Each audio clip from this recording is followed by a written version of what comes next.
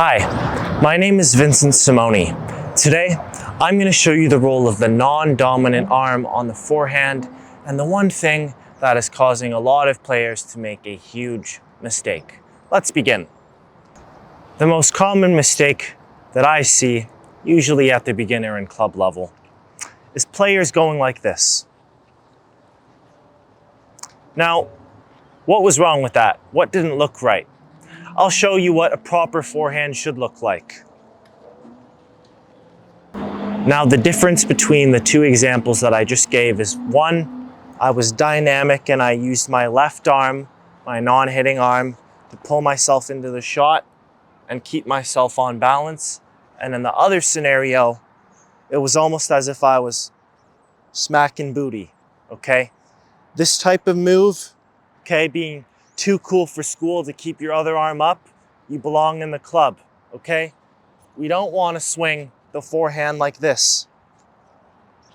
We want to swing it like this, okay? And when I say it belongs in the club, I'm not talking about a tennis club, just so you know.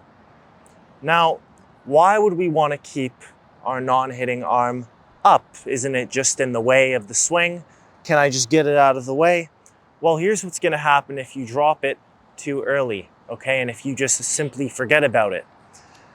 Think about like a surfer.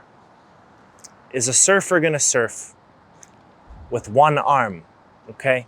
Have you ever seen a surfer go like this? I don't think that I've ever seen one do that. And the reason is because they'll most likely tip to one side, go off balance, and end up falling in the water. They're going to eat waves and they're going to become shark food.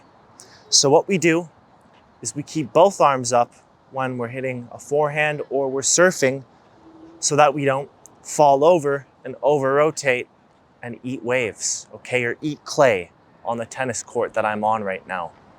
So when we're hitting the forehand, we keep both arms out. And another advantage it has is it helps me space myself away from the ball. So it's going to help with not just balance, but also ball striking later in the swing. When we start the uncoiling phase of the forehand, we're going to pull ourselves in, but we're going to keep this arm out, okay, to stay on balance. We're not going to forget about it and drop it like this. Oh boy, like this is probably like a common move I see. Woo! Swinging like that, okay? It's gonna look ridiculous. If somebody recorded you, you would see your forehand through their eyes. It's a mess. So keep this up, okay? Pretend that you're across a tabletop. Don't let your arm fall below this imaginary pane, okay? Your granite countertop. And what you're gonna do is pull in the arm as you uncoil. And if you're a beginner, I recommend going hand to hand and catch the racket. If you don't, that's fine as well. Just tuck the arm in, around your nipple area or whatever, just below the shoulder, and just relax it, all right? We're not going to talk too much about the follow through. It's really just the byproduct of all the great things that you do before. There's amazing players that catch the racket and there's amazing players that don't. So don't stress too much about that part. But now you know the importance of the non-hitting arm on the forehand. If you would like to learn more techniques, click the link in my description and take my free online course.